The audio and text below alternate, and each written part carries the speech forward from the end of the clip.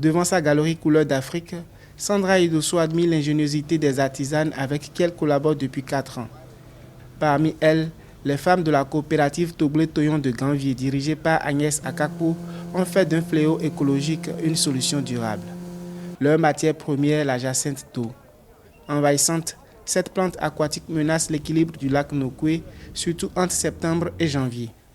Plutôt que de la subir, elle la transforme en un matériau polyvalent, donnant naissance à des paniers, des objets décoratifs, des sacs et des emballages biodégradables. Un travail méticuleux qui requiert du temps, du savoir-faire et des outils adaptés. Ici, par exemple, c'est un panier. Nous avons mis un peu de couleur, mais nous pouvons changer des couleurs. Ici, c'est des sous-tasses que nous avons créées avec elle, par exemple. Donc tout ça, ce sont des idées que nous voyons. Ici, c'est des coffrets pour des grands...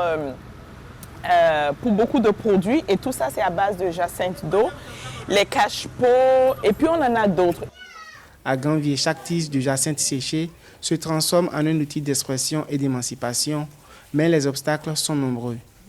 Le séchage de la matière première reste tributaire des aléas du climat, une averse imprévue et des jours de travail s'évanouissent en un instant.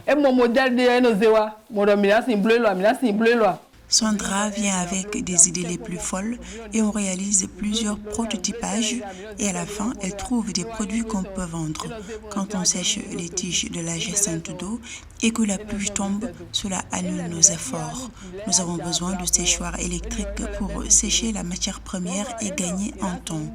Ça nous permettra d'avoir l'harmonie de forme des tiges séchées de la jacinthe d'eau. Derrière leur engagement, une revendication claire, un soutien technique et financier pour développer cette filière verte. Un accès à des infrastructures de séchage et des machines adaptées permettrait de répondre à la demande locale et touristique. Dans la cité lacustre de Ganvié, l'écologie se tisse entre tradition et innovation. Ces artisans tissent bien plus que des paniers ou des coffrets. Chaque création devient un geste de résistance, une réponse concrète aux défis environnementaux.